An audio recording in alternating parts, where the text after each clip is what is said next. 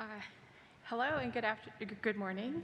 Thank you for being here today. My name is Laura Moses, and I'm a PhD candidate at Ohio State University. And today I have the pleasure of introducing our plenary speaker, Dr. Scott Page. Dr. Scott Page is the John Seeley Brown Distinguished University Professor of Complexity, Social Science, and Management, and a Distinguished University Professor at the University of Michigan. He is also a fellow of the American Academy of Arts and Sciences, and his research focuses on the roles that diversity plays in complex systems, the design of institutions, and the potential for collective intelligence. He is the author of 5 books, including the Amazon bestseller, The Model Thinker, and the Axios Award winner, The Diversity Bonus. This year, he helped launch the Journal of Collective Intelligence and serves as the editor. He's the author of more than 100 scholarly articles, contributing to economics, sociology, computer science, geography, philosophy, and more importantly, political science. Please join me in welcoming Scott Page.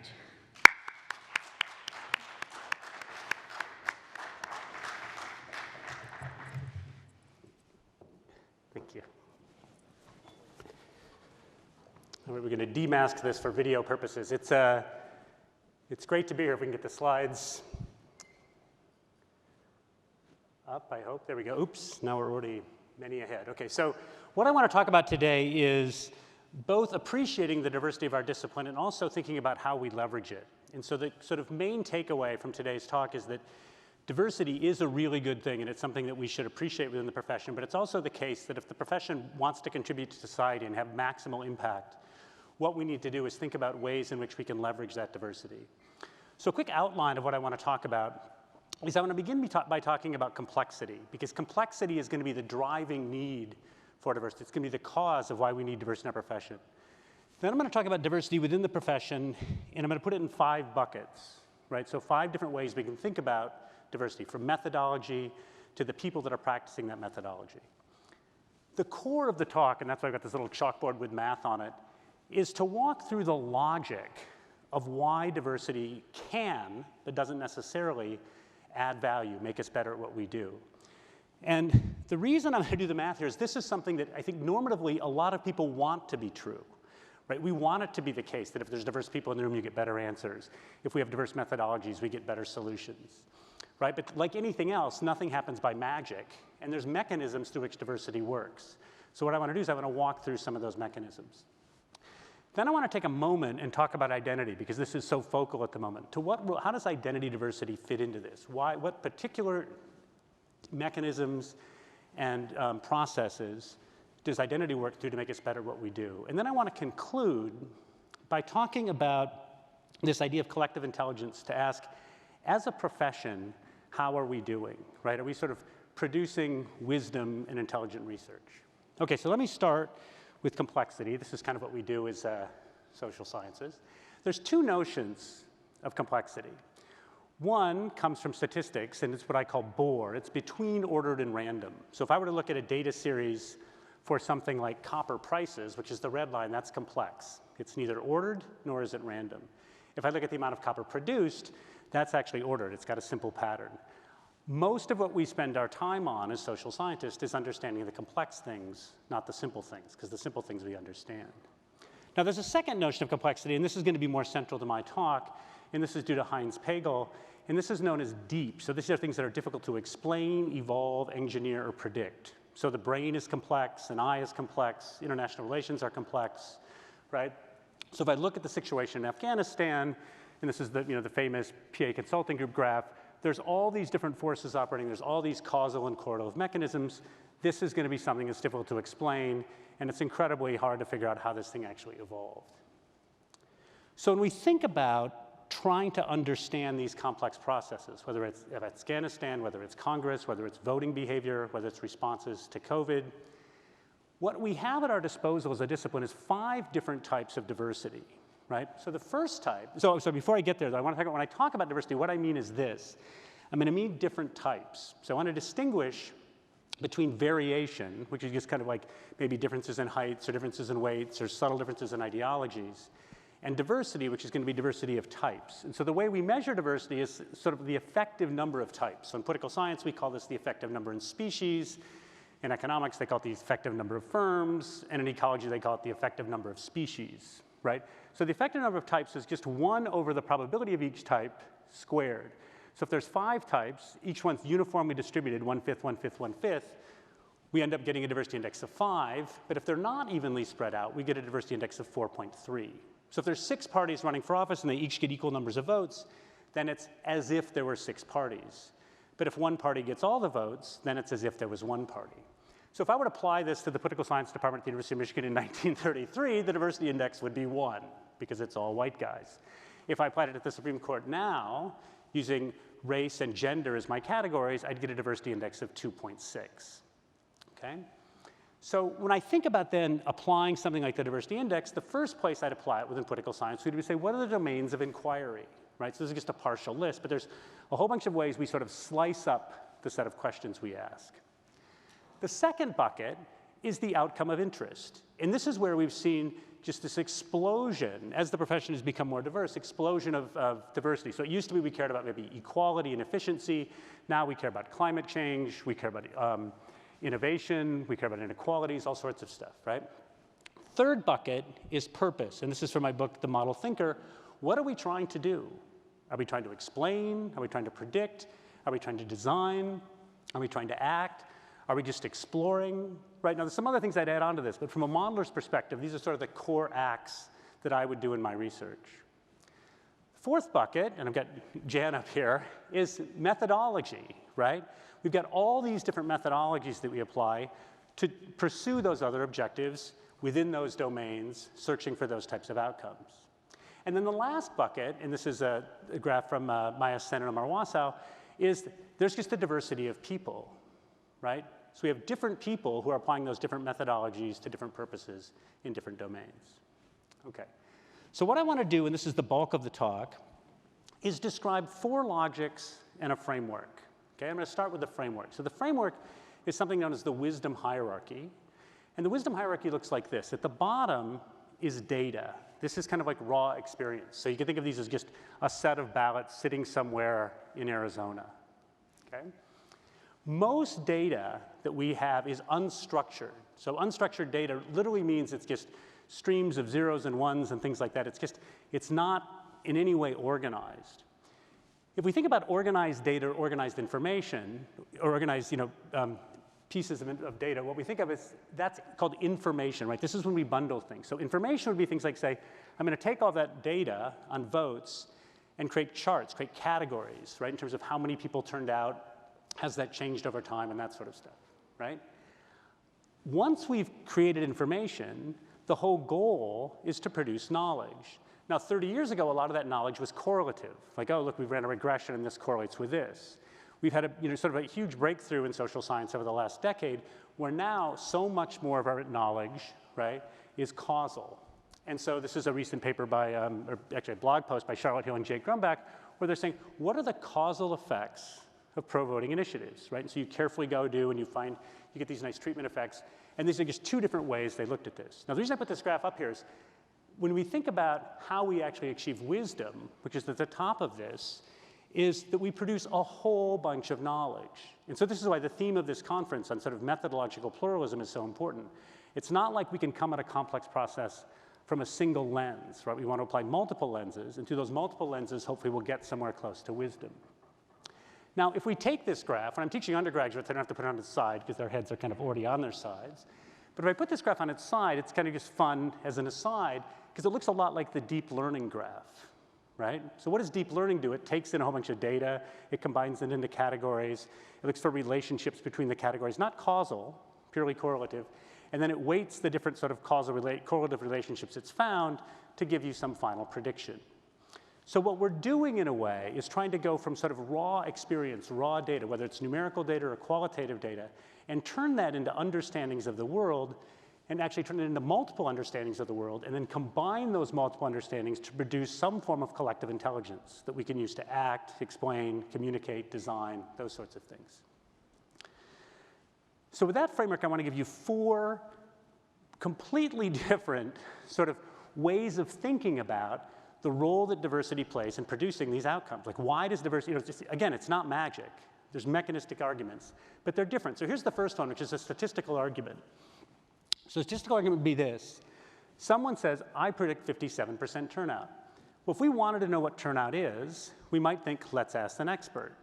But it turns out you're actually better off asking a group of experts. And the reason why is you can write a very simple theorem. In fact, I think 6 different people got tenure for this theorem in different disciplines, that says the crowd error equals the average error minus the diversity. So C is the crowd's prediction, theta is the truth. So the distance from the crowd, the average of the predictions from the truth, is the average of the individual's errors minus their diversity. Now, you want less error. So what this is basically saying is if people are making predictions, the accuracy of the group depends in equal measure on how good the people are and how diverse they are. So diversity isn't a feel-good thing when it comes to prediction. Diversity actually helps you. And the reason it helps you is if Bill and I have different models, if his model estimates too high and my model estimates too low, right, then together we're going to do better. So the most famous example here is from Jim Sirwicki's book, The Wisdom of Crowds. We're at the 1906 West of England Fat Stock and Poultry Exhibition. 787 people guessed the weight of a steer. Average guess is 1,197 pounds. Steer weighs 1,198 pounds. Fantastic, great, but this is an anecdote, right? We want the theorem as opposed to the anecdote. If I plug the anecdote into the theorem, the crowd was actually off by 1.4 pounds, so when I square it, I get 2. People on average are off by about 70 pounds, so when I square that, I get something close to 5,000. This simple example really drives home the point of why diversity becomes so important on complex problems. If the thing we're trying to predict is complex, we would like the crowd error, and we'd like the crowd error to be small. The definition of complex is difficult to predict. If it's difficult to predict, that means the average error is going to be big. So our only hope, the only lever on which we can stand, is diversity. Okay, but this is the undergrad theorem. Let's go to grad school. So in grad school, what this person does is they don't say, I think it's 57%, right? Jan is going to say, why do you think it's 57%? Give me your model. What methodology are you applying? And the smart student at Ohio State, I can say that, smart student at Ohio State says, look, I'm going to break the voters into 12 categories. I've run a regression on this, and this is what I'm going to predict. So I've got what is called, to statisticians, a data-generating process. So instead of thinking of people as making predictions, I think of them as data-generating processes. I can write a more complicated theorem, the grad student theorem, which is called the bias variance decomposition. This says the crowd's expected error equals the average bias. Now we see the benefits to diversity, because now if my bias is high, her bias is low, Jan's bias is high, getting the average of those biases is going to be better than getting one big random bias, plus the error, plus the covariance. So error is kind of playing the proxy for ability here, the right average error. So the greater ability we are, the less error we have. And covariance is another way that diversity is entering, because if we have very different models, and I'll show you some theories about this later, if we have very different models, then our predictions are likely to covary. They're likely to be negatively correlated. So diversity helps us in 2 ways. It kind of cancels out our bias a little bit, and it makes our predictions negatively correlated. You can write another theorem, another kind of grad student theorem, to say, suppose that there's a whole bunch of people who have models that are kind of equally accurate, but they're different types. So they've got kind of a common, let's suppose they're independent for a second. So they're independent, they're equally accurate, they're different types, but multiple people could be using the same model. I could have 3 Keynesians and 2 people who do real business cycle people, and 1 person who's a flow of funds. Then it turns out the crowd's error actually equals the average error of those models divided by that diversity index. So what you get from all 3 of these theorems, same song, different verse, when making predictions, the statistical view shows that 2 things matter: ability and diversity. You need good models, good methodologies, smart people, but if the problem's complex, the only way you're going to get it right is to be diverse. Now, these are identities. So it's going to be the case that diversity matters. The question is how much. Right, so I showed you the case of the steer. Let me just give one example from the real world of policy. This is some wonderful work by Jack Sowell at Duke and some of his colleagues. They looked at 28,000 forecasts by leading economists over a 40-year period on the 6 main economic indicators: inflation, unemployment, growth, that kind of thing. The crowd, which is those 2 lines, the blue line and the orange line there, is 21% better than the average economist. 21% better. That's the size of the delta. That's, in my book, what I call the diversity bonus. 21%. Now, what's even more amazing about this, the purple line is the best person. So the very best economist is 10% better. So I suppose Bill's the very best economist. He's 10% better. I'm second best. I'm 9% better. Average us, we're 17% better. That's the bonus. And the reason this number is so big is because economists tend to disagree, right? And that diversity helps us out. That's model one. Model two, partitions. And this is going to be more familiar to most of us, even though you don't think of it as partitions. And this is the Condorcet jury theorem. So the Condorcet jury theorem says, look, suppose I've got a whole bunch of individuals that are deciding guilt or innocent, yes, no, and that each one is correct with some probability p bigger than a half. You can think of these as classifications, right? So they're basically classifying something as yes, classifying something as no, classifying something as guilty, classifying something as innocent.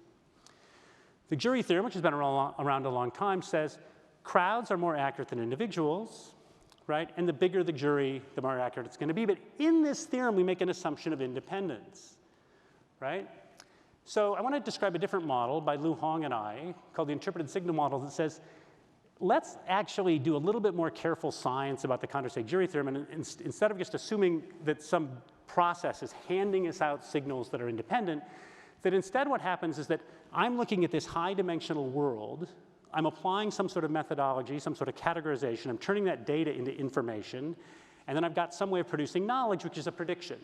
So there's a real outcome function. So you think of that blue square as the state of all possible things. The yellow regions are where it's true, or it's yes. And the blue regions are where it's false. So the figure on the left is the true mapping. Well, I have a map that looks like I'm voter one that says anything on the top is good. And that's going to be right most of the time if you overlay it. And Jenna, who's voter two, has one that looks at the left, says things on the left are going to be true. That's also going to be right half the time. So when we vote, what we're doing is kind of overlaying these maps. Now, it turns out, if you just make that simple assumption that that's where votes come from, right, true or false, that independence really can't happen. There's only one way you can draw those maps to get independence. And here's what's also interesting. If people look at the world completely differently, like different sets of dimensions, then their predictions are negatively correlated. So now we connect the theorem we had before about numerical predictions do better if we're negatively correlated to if we see the world in different ways. If we focus on completely different dimensions, our predictions are negatively correlated. So now I've linked this idea of diverse perspectives, diverse ways of seeing the world, to negatively correlated signals to more accurate predictions. But now let's think harder, because again, I don't want to have this be like, all unicorns and rainbows, diversity is all good. So let's just think hard. Let's do the hard work. If I have an individual voter who's right 60% of the time, and I have a jury of size 5, they're going to be right 68% of the time. What I want to do is I want to say, suppose I know the diversity of the group, right? So these people have these maps, and I'm going to compute diversity here by just sort of like how often they make the same predictions on average. How accurate is the group as a function of its diversity? Well, here's what you can prove. This is a paper by Liu Hong and I. It turns out if there's no diversity, then the group is exactly as smart as each person, right? As I increase the diversity, there's a double-edged sword. I could do better. I could do worse. There's no guarantee that if I have diversity, I'm necessarily going to do better in the Condorcet setting. However, if I have a lot of diversity, I definitely do better. This is a difficult thing to handle. So if you're in a room and everybody really disagrees, not about where you're going, but how you're going to get there, odds are you're going to make a good decision. Odds are the vote's going to be 3-2. Odds are it's not going to feel so great. Odds are you're getting a really good decision, right? If you all agree, right, diversity 0, you probably shouldn't have had the meeting. Okay. Now, this is an idea that computer scientists have known about, so I want to push the methodological pluralism a second. Computer scientists have these things called random forests. What random forests do is there's these machine learning algorithms that are simple, right? So the really, really simple ones that are just decision trees. And they have these trees form a forest, and these forests do majority voting. So basically, computer scientists figured out the Condorcet theorem, but they kind of do it in the Hong page sort of way. But what they figured out is that doesn't work very well. If I just randomly create decision trees and have them vote, 65%. So there's two things they do. One thing they do is called bagging. What is bagging? They give these trees different data. Think back to the wisdom hierarchy. They actually have them have different life experiences as decision trees, and when they do that, they get better outcomes. Why? Because they're imposing diversity. The other thing they do that works even better than giving them different life experiences through bagging is something called boosting. What boosting does is trains the trees to be right when the other trees are wrong. So it's creating diverse trees. So it's not the case that we just want diverse methodologies and diverse ways of seeing, because woohoo, that's fantastic. What we want is we want to assemble diverse groups, ways of thinking that are complementary to one another so we can get better outcomes. This is kind of driving us up, right, towards having better wisdom. All right. Third model, rugged landscapes. Here's a model. I'm going to create a whole bunch of agents. This is what economists and social scientists call people, right, who have diverse representations of problems and diverse ways of solving them. So this is going to be this kind of like rugged, what we think of as a rugged landscape model. So a problem solver then, right, is just this perspective and heuristic. So Lu Hong and I have this paper that basically shows that a diverse group almost always, that means with probability 1, which means you can construct examples where it doesn't happen, but it's hard to do, almost always performs the group of the best. So if I create all these problem solvers, I take a random group of smart people, compare it to the group of the very best performers, the random group does better. Here's why. I could think in terms of ability, which is how we think, like how smart is this person? How many Google citations do they have or something like that? And if that were the case, I would think, well, this alpha group should do better because they're, quote unquote, it's filled with smarter people, right? And I want to problematize the whole notion of smarter here. But instead, what I could do is I could think of terms of tools, right? So the people in the best group, like I was talking to some bankers last week, and if you're trying to like manage a country's money supply, what tools would you want an individual to have? You'd want them to have a PhD in economics, you'd want them to understand accounting, you'd want them to understand international finance, you'd want them to understand political economy. Those are tools A, B, C, D, and E. Who is this Illinois person over here? IL. That may be a sociologist who understands like individual psychology and like sort of like how crowds respond to things. You would not want that person setting money supply if you're England or the United States or Finland. However, if you've already got 500 economists, maybe you'd like to pull one of those out and have somebody else who has some understanding of social psychology. So that's sort of the idea. Another way to phrase this, to use Stuart Kaufman's sort of lovely phrase, is in terms of adjacent possibles. If we see the world differently, what I see as possible, given where we currently are, what I see as nearby is different than what somebody else sees. And those different adjacent possible means if I'm stuck on my landscape, somebody can say, Scott, move over here, and suddenly I'm like, oh my gosh, I never would have thought of that because it wasn't an adjacent possible for me. Now, if you push this line of research even further, and this is just a wonderful paper by Maithra Raghu, it turns out if you model problem solving as each one of us has a bag of ideas, and we bring it into the room and we shake them on the table, and then we create any synergies at all, anything interesting happens at all, then there's no test that you could apply to individuals such that the best team consists of the highest performing people on that test. Let me say that again slowly, right? So I've got a task. Maybe it's letting people into grad school. Maybe it's doing something else. I think, okay, I've got this test that's really predictive. There's no test that you could have such that the highest performing people would give you the best team. The reason why, for this model, the reason why is because you want this diversity of tools. So when Maithra, with her advisor John Kleinberg, wrote this paper, I was like dumbfounded. I'm like, this is amazing. So Lou and I spent like 3 years trying to figure out what's the axiom for this. And 2 months ago, we finally figured it out. It turns out that a test can only exist if it's the case when you apply that test, it's always true that if you replace the worst person with someone who's better, the team gets better. This is almost equivalent to additively separable. So if I'm putting together people to run a 4x100 meter relay, I should pick the 4 fastest people. If I'm hiring people to fold pizza boxes, I should pick the 4 fastest people. If I'm doing almost anything else, so if the psychologist can add value, there's no test. There's no test, okay? Fourth model, Venn diagrams. And shout out to Michigan here, since the Ohio State people invited me.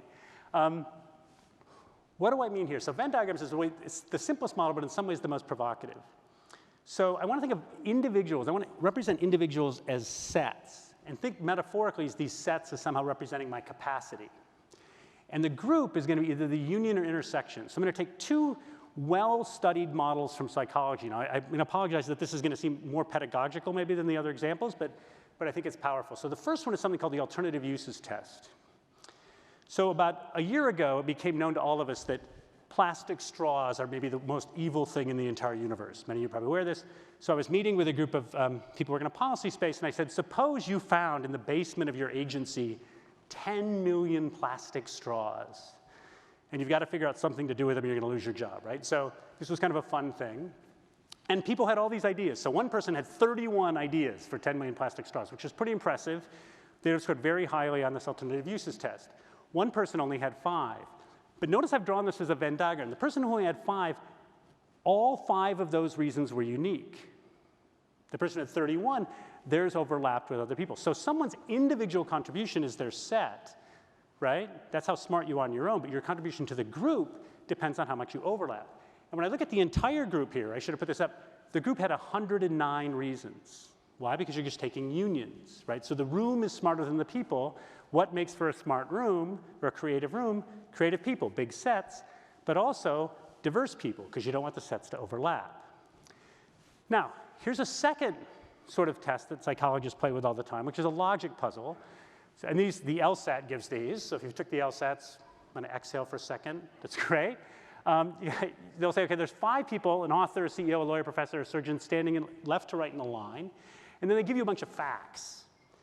And you're supposed to give like what the right answer is. So one fact, so there's 120 possible orderings, 5 people you can choose first, 4 second, and so on, right? First fact is the professor's at one end. Well, so it could go professor, and then something else, or something else on professor. So I've narrowed it down to 48 cases from that fact. Fact 2 says the CEO's at one end. So that narrows it down to 48 cases. When I combine fact 1 and fact 2, and this is the idea of combining knowledge to get wisdom, I'm suddenly down to 6 cases. So when we think about creativity, and this is how psychologists think about it, when we think about creativity, you think, oh, it's about expanding these sets, right? And the group diversity matters because you get more and more sets. When you think about logical puzzles, you think about people have different knowledge. It's the intersections that drive things, right? It turns out that there's a duality here, right? Because if I take the unions of what I ruled out, right, that's the same thing as taking the intersections of what I do. So one way, the reason the set logic, even though it's very pedagogical, is so powerful, you can think of the size of a set in a very abstract sense as being some sort of proxy for what society might be saying is someone's ability. You can think of the differences in those sets across people as what society is saying, I mean, is a measure of diversity. What we do as a collective is like the union of those sets. And so if you're only looking at size and not worried about diversity, you're not going to get a very good group. If you're only worried about diversity and not worried about size, you're not going to get a very good group, right? You sort of need both. So what have we learned so far? Because there's even more to come. What have we learned so far? First, that there's many, many ways to conceptualize individual ability, right? Accuracy on a test, how well you solve problems, how many ideas you can generate, how logical are you? There's a ton of ways. There's 6 ways to Sunday. There's also many ways to think about diversity, right?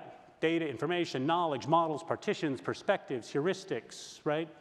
Adjacent possibles. There's lots of different ways.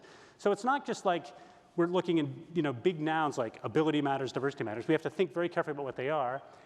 And then we also, when we sort of do the math on this, and it isn't very complicated math, you come away with, I think, 4 key insights. First one is this. This isn't a trade-off, right? You hear all the time, well, we got this trade-off between ability and diversity, right? It's kind of like saying, I've got a trade-off between peanut butter and jelly, right? No, there's no trade-off here. It's pure complementarity. Every single one of those models shows you it's pure complementarity. Caveat, if the problem is complex. If we're folding pizza boxes, it's all about ability. If we're dealing with a $3.5 billion infrastructure bill, it's ability and diversity as complements. Second, it's not any old diversity. The diversity has to be able, right? If I can only think of one idea, I'm probably not going to add that much to the group. Third thing that we saw in all these is assembly, or kind of evolution of niches and creation, sort of interacting off one another, matters a ton, right? So this is all about composition. And the last one is, when I think hard about those, when I go back and think, okay, what did Scott slip under the rug?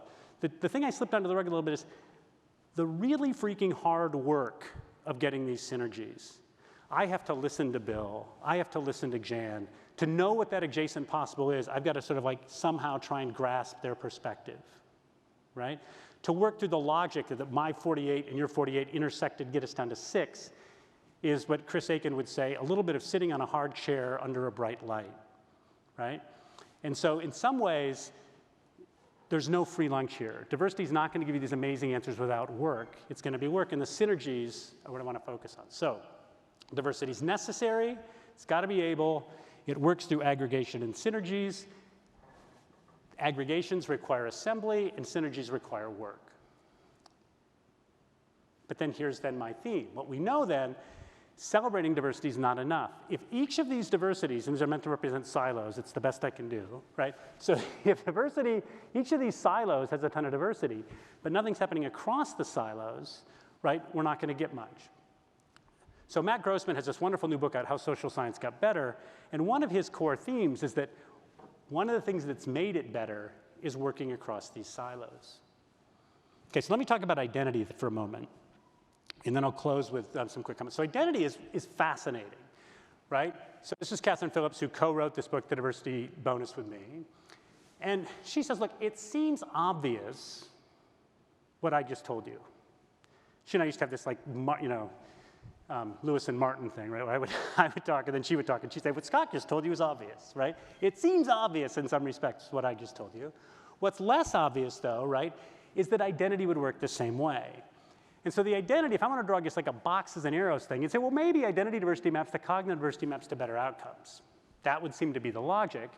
And it turns out, if you look at every single science paper ever written, so 16 million papers in the web of science, and use techniques from anthropology to figure out what ethnic group someone's from based on their last name, so I recognize that's a little bit dicey in some cases, you find that there's a 5 to 10% bonus in number of citations by changing the ethnicity of one author. And this is controlling for everything else. This is Richard Freeman, one of his graduate students. This is a pretty serious social scientist, right? So if you look in broad strokes, you seem to see that. But my colleague, Ron Engelhardt, would say, wait a minute. You can't just say someone from Sweden, because there's incredible variation among people within Sweden. So this is a little bit of hand-waving. The other issue when you think about how identity matters is, like, when I went to college a long, long time ago, we used to think about taking one aspect of our identity and trying to ask, well, how does gender affect information or knowledge or heuristics? But we realize now with this sort of, this idea of sort of intersectionality, and there's some wonderful panels on that at this conference, and it actually, Bill Clark is in the audience, has this wonderful paper on sort of, how do you measure interdependencies in a careful way?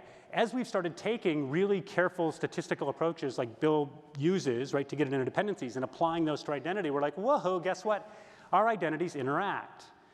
So Catherine, when she would give these talks, would say, here's what intersectionality is. You can ask me a question as an African-American woman. Now you can ask Scott a question as a white guy. You can't tell from our answers what that means for an African-American man, right? Because our race and our gender and our ethnicities all interact.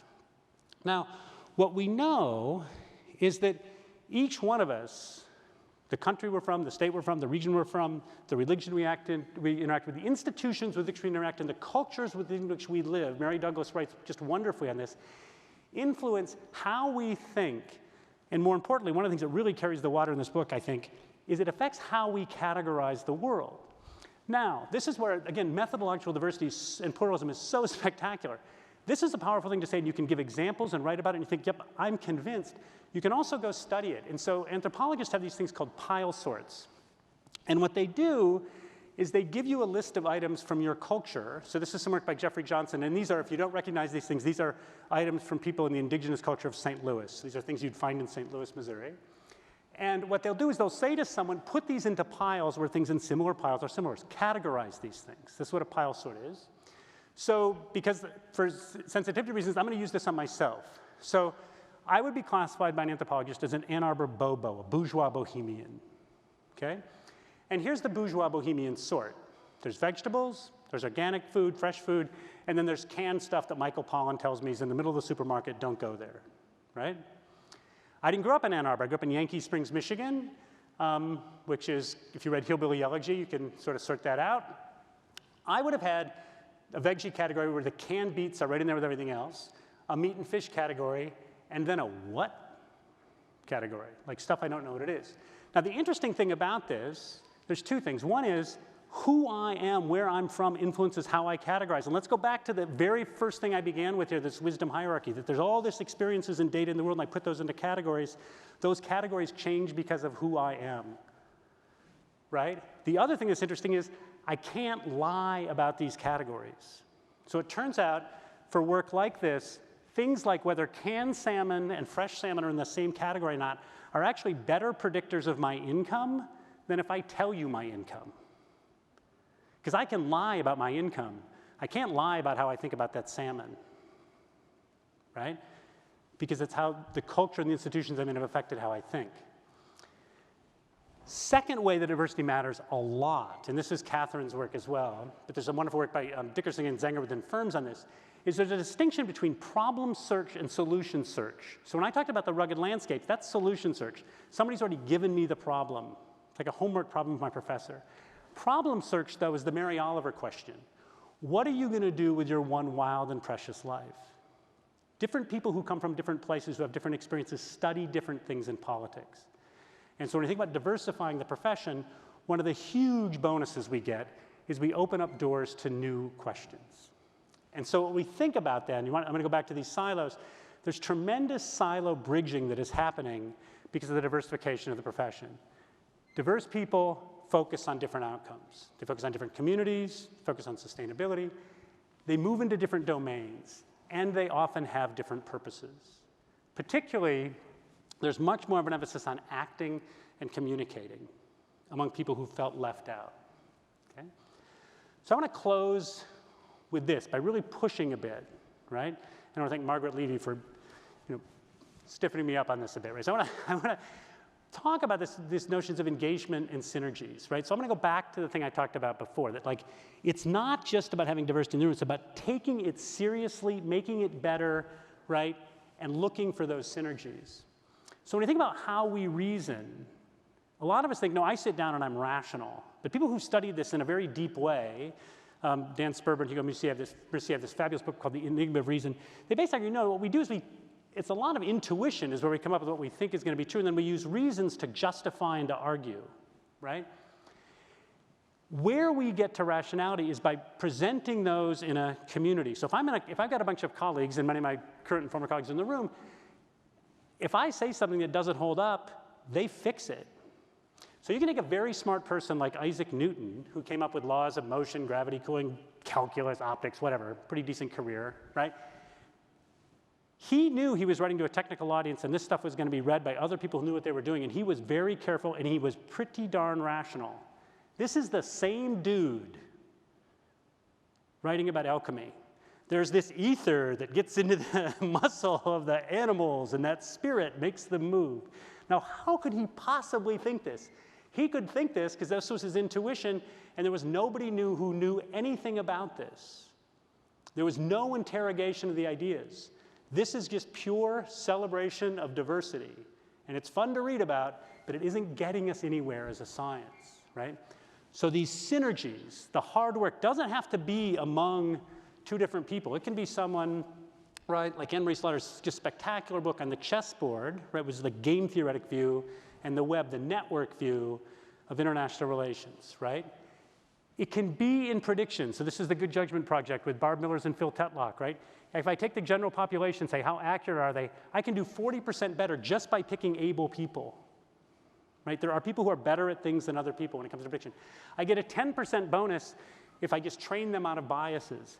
I get another 10% bonus if I put them in teams, because that's this diversity thing. But if it's just any old teams, I get a 10% bonus. If I actually do the hard work of assembling teams, I get a 25% bonus. This is the largest prediction contest ever run. 40% bonus from ability, 45% bonus, or 35% bonus from diversity. They're about equal, right? If I look at every paper ever written, 24 million papers, and I say, how do teams do? I realize this isn't causal.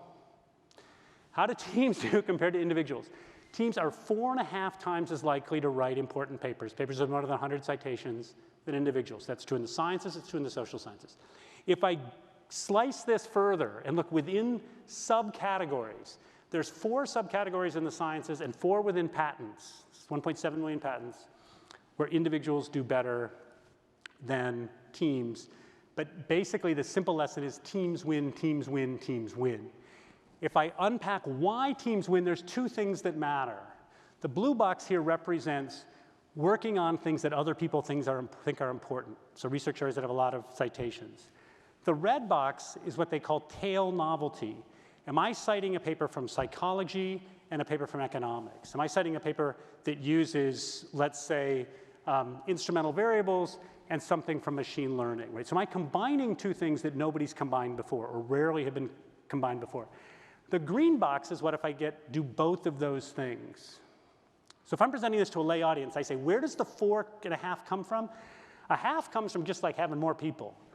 1 comes from working on important stuff. 1 comes from ability, and then an additional 2 comes from ability and diversity, right? And again, this isn't one small study. This is every academic paper ever written, okay? If you take those papers that have more than 100 citations, this is just some fabulous work by Melissa Schilling and Ehud Green, and you say, what if I switched the school? So what if I said, you know, I'm going to work with someone from Ohio State instead of someone from Michigan? The odds of writing one of those papers, controlling for everything else, go up 7% in the sciences and 12% in the social sciences. Why? Because the people that I'm in the office with every day, we like the same bands, we like the same songs, we like the same jokes, right? We're reading the same papers, we're going to the same seminars, we're in the same lunchtime conversations, right? You're getting cognitive diversity just by working with someone from a different school. So the goal here, with some other scholars have created this new journal called Collective Intelligence, we'd like as a discipline to collective intelligence. And the point I want to leave you with is this. One of my favorite books as a social scientist is Flatland by Edward Abbott, where he has this person, A square, who lives on this plane. And eventually he realizes there's this higher dimensional thing, right, that exists, reality, and he's only seeing 2 dimensions of it. And so I was involved only tangentially in this project with the Foresight group out of England, where we tried to figure out what's causing obesity, and we solved it. We're done. You can thank us. Now, this is flat out complex. Now, if you dial into this, every one of those arrows is a causal or correlative relationship, right, from a study. And they're color-coded by the disciplines, right, which are kind of like methodological. Here's what we do as methodologists, as social scientists. We take a particular frame. I take an economic frame, and what that economic frame is it's like one of those computer cards, if you're as old as I did, a punch card, and I slide it over that big map. And I say, I'm a smart person. Look at my fancy model. Look at what I just showed. Look at this publication. I just got 1,700 citations for this, right? And I even identify a causal effect, and I say, look, lack of self-control leads to weight gain. And that is true. And I figure out some way to manipulate that, get this natural experiment, and I've proven this. But then I pull off that thing, my computer card, or I talk to someone who's got a different computer card. And they say, well, you know, I'm looking at this through a sociological lens, Scott. I'm looking at this through a medical lens, Scott. And when we put all of our computer cards on that, we're still not seeing the full graph. We're just seeing a little bit more, but we realize, check this out. Lead in the water is a leading cause of lack of self-control. Strong evidence for this. Lead in the water leads to violence. Violence has this unfortunate positive feedback loop with lack of self-control. Violence also leads to stress. Strong evidence that stress leads to lack of self-control. Sociologist says, yeah, but poverty also leads to stress, and it leads to cognitive overload, which there's more and more evidence suggests that in turn leads to stress, which leads to lack of self-control, which leads to weight gain. So the point is, even though I identified a causal effect, it was through my particular computer card. And a deep, full understanding of how to act, right, how to change the world is going to come from laying multiple computer cards on this. And so when I think about that situation in Afghanistan, I'm going to have a bunch of experts who each write books, who each write empirical papers, who each sort of say, I can make sense of this. But what we need to do, right, is if I'm trying to understand politics, like when I came up in this profession, I was taught like rational actor models and game theory, right? I'm not trained as a political scientist. I'm trained as someone who models situations, right? So I took these rational actor models. I thought, wow, this is really fantastic. This works great. And then Margaret edited this book, and Green and Shabir wrote this book saying, hey, we take you seriously. Let's make you better. Let's challenge you. Bring it on. We'll bring it on and we'll make you better. And the profession is better by people challenging that card, right? And so if I think about trying to produce collective intelligence within political science, right, I have to recognize that there's all these institutions in sort of a Johnson-Knightian sort of way that are trying to produce collective intelligence. So there's journals, there's networks, there's nonprofits, there's the NSF, there's the schools we're in, there's conferences, there's research centers, there's all these things, right? How are they doing? Is it working? Well, on the diversity front, we're actually not doing too, we're working on it. We're creating that diversity. I think we're doing okay. One place maybe where we're not doing as okay is on self-reported ideology, right? So this is from Grossman's book. We're really kind of skewed to the left. That could lead to difficulties in terms of, it could lead to problems in terms of, are we getting enough diversity in terms of the frames? But are we seeking synergies, right? There's been a number of recent papers. The one I'm citing here comes from Microsoft, just because they can scan people's emails better than universities can.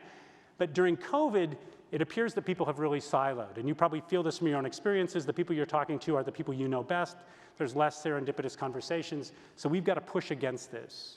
Because the bonuses, the real benefits from the diversity come from those synergies, not from just the diversity itself. And so if we look at what I'm going to just take what I think are the two most pressing problems as a discipline that we want to think about. One is climate change. We've got to intersect those note cards.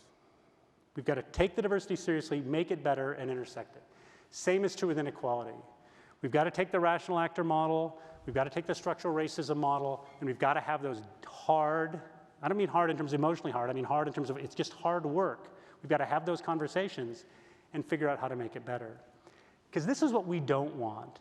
I had, life gives you a lot of gifts, and one of the big gifts I got is my RA at the University of Michigan in the dorm was Cease Munoz, who ended up being Obama's chief domestic policy advisor. So that's a good roll of the die. And early on in my freshman year, she said, because you get a lot of advice from your RA, she goes, life is not about achievement, it's about purpose. And in silo, it's so easy to get caught up in achievement. And the people who've made real contributions to this discipline have been driven by purpose. And they've been driven by curiosity. And curiosity is what's going to get us to overlay those things. And also humility. I think that we need a lot of humility to just say, yeah, I've spent a lot of time learning this methodology, this way of thinking. But if I really want to move the profession forward, if I want to make this level of contribution, I have to sit down and listen to others, take their perspective, and search for those synergies to make this discipline stronger. Thank you very, very much.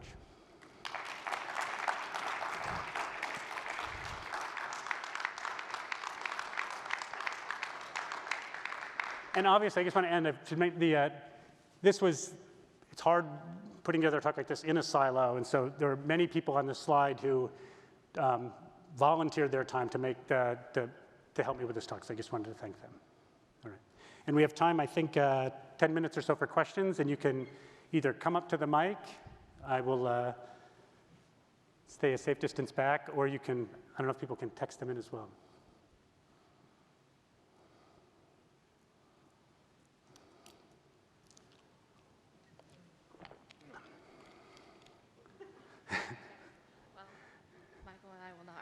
Who's going to ask the first question. Thank you for your talk. I was hoping we have to probably stand back. All right. You could talk a little bit more about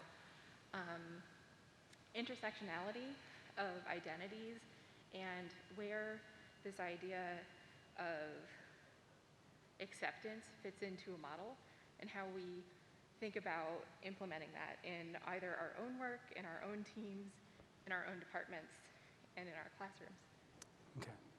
Yeah, so the question was, how do we think about intersectionality? Let me just describe one paper that I saw recently that I found fascinating. So one difficulty African Americans typically have moving to predominantly white institutions is the sort of critique that they're feeling from within their community about acting white, right? And I just saw a recent paper, again, not refereed yet.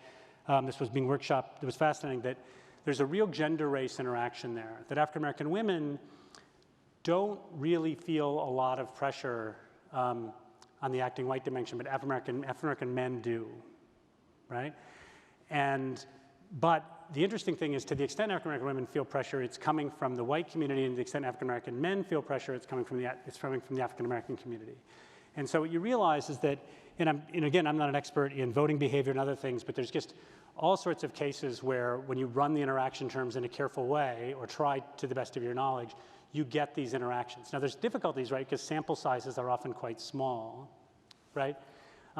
There's also, in a space I know a little bit better, when you think of like group dynamics, and when you have group discussions, are there sort of threshold effects? Or, sort of, how many people do I need in the room before I feel safe enough to contribute, right? So within organizational behavior, which I'm teaching some classes in now, which I find fascinating, they make a big distinction between diversity and inclusion, right? And diversity is just having the diverse people in the room. Inclusion is people sharing the ideas and having those ideas actually be, challenged in such a way that you produce synergies. There's a lot of evidence, right, that when you think of it from an intersectional perspective, if you actually took sort of like the Euclidean distance between someone, so if someone differs on race and gender and something else from everybody else, it's just much harder to feel, the term people use is the psychological safety necessary, right? And so you want to have, oddly enough, to borrow a phrase from my wife, Jenna Bender, these almost like cross-cutting cleavages in the identity space in order to make people feel fully safe. Michael, do you have a question? Well, thanks so much. I've loved this research program since I was a graduate student, and this is just a great kind of update summation for me. I actually almost was going to ask Jan on the side from her address. So I straddle democratic theory and the more empirical sides of the discipline. In democratic theory and political theory more generally, we've been talking about pluralism for almost 100 years, and it means something different. It means something. Right. Well, it means something related, but potentially importantly different, and that's what I'm going to ask you to comment on, because it goes back to Isaiah Berlin, who said, right, that his definition of pluralism is that there are just value conflicts. There are differences in values that might conflict, and certainly in how we weigh them. And you referred to kind of wisdom, and that seems to me to connote making decisions, practical decisions. Right. Not just scientific inferences or predictions that have a yes/no outcome. And the social sciences, it seems to me, are just, especially if we want to make them matter, if we're going to apply them to policy, are just shot through with pluralism of both kinds, right? And the problem, it seems to me, unless I'm mistaken, is that all of what you find here in terms of diversity leading to wisdom is leading to wisdom on one set of inputs into the decision making, which is the prediction side of things, the science side of things, the mechanisms, et cetera, et cetera. But those correlate. You brought up ideological diversity. Well, ideological diversity tends to track pluralism of values pretty powerfully. And so then we're faced with the question of who to include to get to wisdom, right? And the association was recently faced with that in a kind of powerful and poignant and uncomfortable way, right? And I think it was just an intrinsically difficult choice, right? We want ideological diversity, but sometimes that crosses over into things that get really complicated. And it seems to me that, in a way, that's the hardest question about figuring out how to purposely construct groups that have the kind of diversity we want to reach wisdom in the sense of making decisions. Right. Does that make sense? No, so yeah, and a lot to say. In fact, Bill Clark and I were talking about this in some sense right before I started giving the talk, and that is that oftentimes now when we start discussing a policy issue, I think that I'm going to just parrot Bill, that there's agreement, like no one's against a more sustainable economy, no one's against greater equality, no one's against, reducing obesity, longer lifespans, people having more meaningful conversations and better, meaningful work lives. No one's against that. There's disagreements, though, about sort of the path that we use to get there. And, going back to the Sperber and Mercier stuff, oftentimes the intuitions or the ideas that we generate about what that path could look like might be driven by ideology, by intuitions, right? But where we have to get to, and this is why I sort of ended with, Eleanor, and I also got to put like Leo Hurwicz, who was one of my advisors, who just deeply cared about, when do you use markets, when should you use central planning, is, having the humility and having the patience and having the kindness, right, to say, let me listen to what you're saying and focus on what you're saying as a mechanism to get to a place where we both want to go. Now, there's going to be some things that we may still disagree on in terms of outcomes, but most of the disagreement is, I think, about methods. And, so why there's some concern about, how do we remain inclusive? I think we have to remain inclusive to, a lot of different ways in which things can be done. So Jenna Bednar is sitting right in front of me. My wife, she and I have been playing in this space of like, when do you use markets? When do you use hierarchies? When do you use democracies? When do you self-organize things? When do you just allow algorithms to allocate things for us? And those are deep questions that not only, as we realize as we dig into this, do they influence allocations, they also change who we are as a society and how we perceive ourselves. Get back to the Mary Douglas point. And I think that's where, I will say this, and I'm saying this with laughter and joy, that so Elaine Landemore and I have a paper on this in terms of like, how do you get to it? And we have this notion of positive dissensus, right? Where we just kind of like, not so much agree to disagree, but like, it's just that you spent 30 years learning what you know, I spent 30 years knowing what I know. In 30 minutes, we're not going to figure this out, right? The reason I'm kind of laughing is I always say, I only understand about 70% of that paper, and I think the point you're asking about is the 30% that I don't understand. So I'm going to refer you to my paper, and maybe you could, and I'll go maybe talk to Elaine about it a little bit more. Yeah. Yeah. Yeah. Reducing obesity is good. Right. What they're not going to agree about is intrusions on civil liberties in order to do that, and those are just intrinsically implicated in the different how to do it. Right. So I don't think that pivot really gets you out of the problem as quickly as you seem to suggest. I agreed. No, I think that I'm probably glossing too much. I think though that, I have a friend who's a libertarian who, ran for LA City Council on like not putting the cameras on the stoplights, right? Because it was a severe infringement on civil liberties.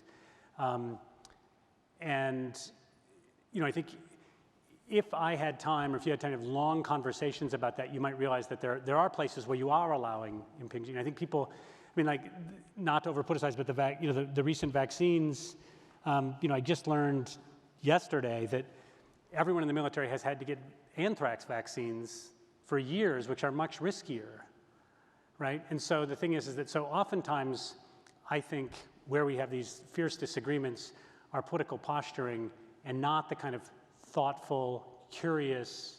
I think humility and curiosity will get us a long way on this. Yeah, go ahead. Thank you. Fascinating talk. I'm so thrilled you're here. Thank you. I've done this for 2 days. So I'm Valeria Sinclair Chapman. I'm one of the program co-chairs with Dino Christensen. He's here. Oh, yeah, okay. So thank you for joining us. Fascinating talk, as I said. And I think I have 2 different comments. The second one is a question. First one's a comment. Okay. And it's related to the initial question that we had around intersectionality. And also to, I think, this question too, that I think that in the same way that you said, that equality is value, so nobody's against equality, nobody's against these other kinds. People also value diversity now, right? And so, we want to be more diverse. The issue, of course, is that diversity is hard, right? So you can fill up a room with lots of different perspectives and people, and they won't be able to talk to each other. And that'll make you more uncomfortable. And you actually want to go back to your silo where you understand things and you can tell a joke and nobody's mad. Like, you can have a beer after class and nobody's offended. And so I think that there's a way that we have to actually get to the point that you made as well about inclusion, which I think is related to what you're talking about. And that, to me, comes down, especially in these social situations, institutions, departments, schools, to listening, but also to empowering the individuals whose voices they are not even used to hearing themselves. So if you're in a space where there's a handful of women, you're gonna have to weight some of the things that they say. It doesn't mean that every woman is correct. We have to learn how to navigate through the kinds of conversations that you're talking about in these diverse spaces. That, I think, is also hard work. Okay, that's the comment. Go ahead. Yeah, so I mean, absolutely. I mean, it's, some people in the room know and others don't. I moved to a management school 2 years ago for exactly that reason. I think that Catherine Phillips has this unbelievable paper where she creates diverse teams, both in terms of identity and in terms of what they think, on this kind of one of those logic puzzles, and then homogeneous groups, and then has them kind of work as a team to figure out what they want. And then what she gets, obviously, is the diverse groups do better. And when I was reading this paper, I'm like, Catherine, like there's a theorem, it's going to be true, right? And she's like, no, read the rest of the paper. And the rest of the paper, she has them bet money on whether they're right. And the homogeneous groups bet a lot more money. And here's the thing, is that I was at our college executive committee, and I would come home from these meetings and I would lose the vote. And I would be like, we just tenured someone we shouldn't tenure, or we just didn't tenure someone who's a genius. And my wife Jen would open up my book to that page. Like the Catherine said, and say, look, it isn't easy. It's hard. And you've got to sort of get to a place where you say, those were hard conversations, right? And you've got to get to a place where we haven't heard from this person, or if someone says something you don't understand, your natural reaction has to be not, I don't understand, but okay, let me take a breath and listen. And my dad was a football coach. I got a long way to go to get there, right? I think we all have different distances to get there. And so one of the things I do when I work with government agencies or work with nonprofits and for-profits is have people sit down and just Jamboard, what are the different ways to be inclusive at a meeting? And you'll very quickly get 100 ideas. And then you realize this is an art. This isn't like memorizing the parts of a cell. This is an art. And we have to learn those things. And no one of us can do all 100 of those. But what we've got to do is each one of us find the 5 or 6 that we can do, right? So that when we're in a room, whether we're leading the room or just in the room, we're getting those synergies, right? And not only do we get the synergies in terms of better outcomes, but we also then really appreciate the value that everybody's bringing. And then I think it becomes more comfortable to be around each other. Right. Absolutely. Right. It's doable. It's doable. And I also wanted to say too that I don't think agreement is ever I don't think unity is necessarily the outcome. Agreement is not that. Right. But that's another point. So this is my question. Okay. Final one. All right. Down. I moved over here by the way because I couldn't. You were just in a ball of light. I was okay. That's funny. That's perfect. And this is it. So. I'm working on a project with someone who does work that's very different than what I do. Yeah. And so his work is really related to lean manufacturing. And so you can think of Toyota plants where they have a problem on the line, the paint is not sticking to whatever the widget is, right. And they need to figure out how to solve that problem. And they put together cross-functional teams to do that. Right. And the cross-functional team chews on that problem until they solve it, and then they move on to the next goal. And their objective is perfection, which is so far away, but they're trying to perfect the process, right? So this is like the landscape model, right? Yes. Yeah, okay, right, okay. I'm thinking about how do you actually assemble the team? You had some criteria for your teams that they're able, and that there's a way that with their diversity they can find these adjacent possibilities. How are you, in practical ways, how do we know when we're assembling these teams? I don't know. What do you think about that? Yeah, so this is a great. So there's really smart. So there's people who thought deeply about this in management. So there's a guy, Fred Keaton, who is in the private sector, and then Ralph Deschambault, who's in the private sector, but also a professor. There's someone from Ohio State I'm missing. But one thing you can do is you actually think of people as toolboxes. So I had this toolbox model, and you say, what did someone study? What projects have they worked on? Are they quantitative or qualitative, right? And literally think of them in full. And then what you do is, and I know people that literally have so for all of their direct reports, they have just this spreadsheet with all the different skills they have, even what language do they speak, and then when they're putting together a team of 3 or 5 people, they just paste those rows from their Excel spreadsheet, and they look like, where do I have zeros? And so I'll end this with one funny story. I was meeting with a fairly large company, and they had just grown and kept moving into bigger buildings, and they were designing their first building. And somebody asked this question at the end, and all of a sudden the CEO just threw up his hands. He goes, "Oh my gosh, we're making a huge mistake." And I said, what? Because he's like, after the speaker, he goes, well, we're building a new building, our first new building ever. And everyone on my committee, I've got 7 people on the committee, they've all only worked in one building. He's like, we're going to get the rebound boyfriend, rebound girlfriend building. It was the exact quote, just, a little bit, but everything wrong with the previous building is going to be right. It's like, we've got to fix this now. I need people that have been to Europe. I need people who live in different countries. I need people who work, And so when so you've just really got to think, when you think about assemblage, right? I think, again, the data on this from ecology, you think about an ecosystem. Ecosystems work really well. They've had millions, in some cases, hundreds of millions of years to evolve all these niches and make things work, and and sort of literally feed off each other in the right way. And so I think, this task of assemblage is really, really important. And I think the first step is thinking about people multidimensionally, right? Not just as identity characteristics, not just as field of study, not just as, what methodologies do they use, but really, broadly and deeply thinking about what people are and then how collectively they might know more. I guess one last comment I make on this, I know several places, that I've talked to now do the following, and they say, if any committee or any person is making a really important decision, bring somebody in from outside the silo. Because if it's really important, it's probably interacting with other parts of the organization. So if you're doing something you think, well, I think this is incredibly important, make sure you get outside that silo. All right, thank you very, very much. This was a pleasure.